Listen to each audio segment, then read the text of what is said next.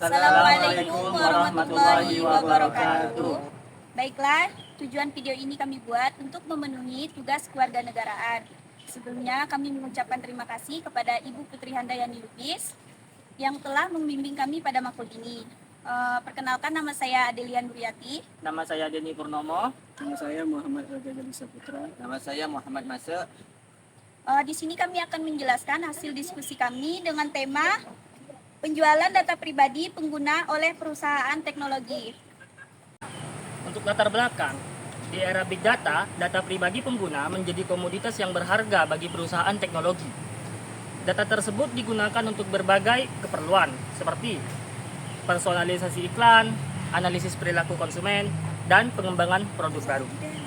Namun, praktik pengumpulan dan penggunaan data pribadi terkadang menimbulkan kekhawatiran terkait privasi dan keamanan. Baru-baru ini terungkap bahwa perusahaan teknologi X yang telah menjual data pribadi pengguna tanpa persetujuan mereka.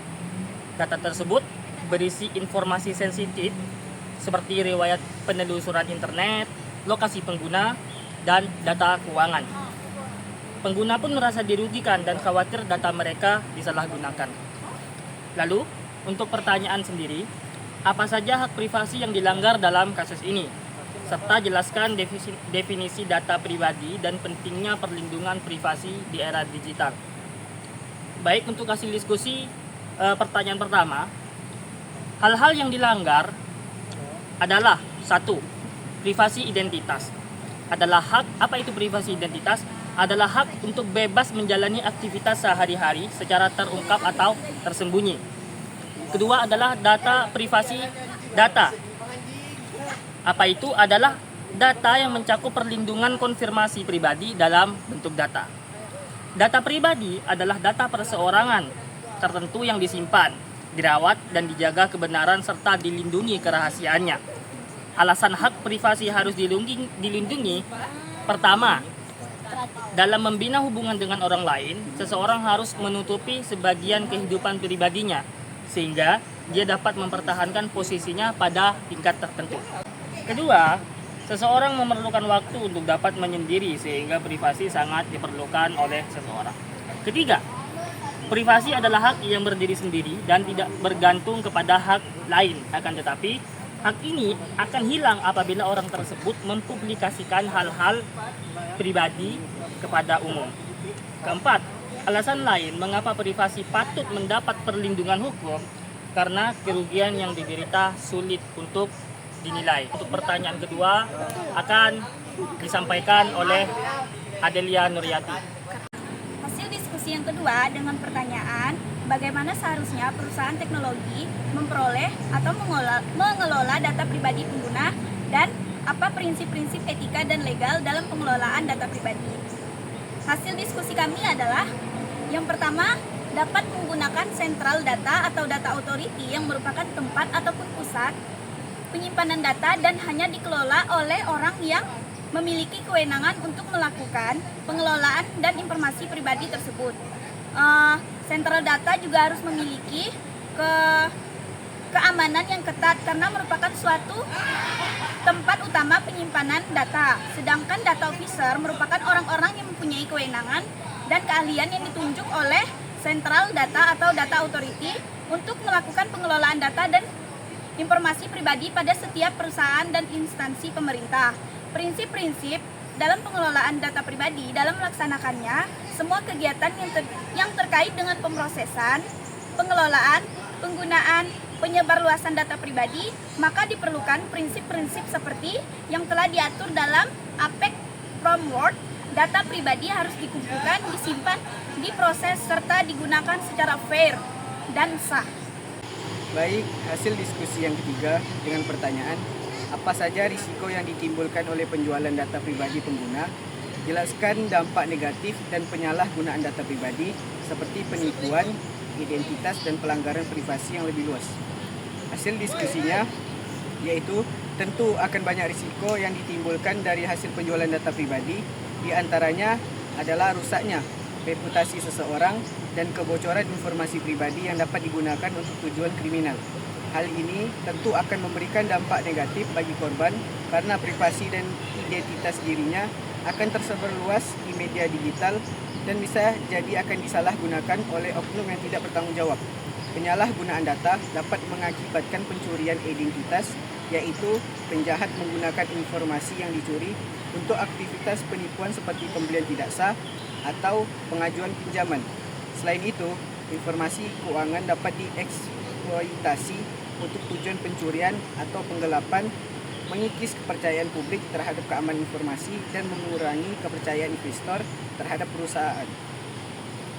Hasil diskusi yang keempat dengan pertanyaan bagaimana cara agar pengguna dapat mengontrol dan melindungi data pribadi mereka.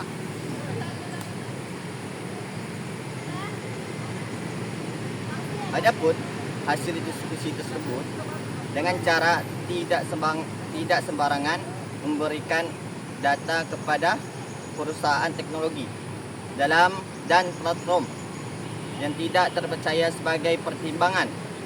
Jika di kemudian hari data tersebut akan disalahgunakan.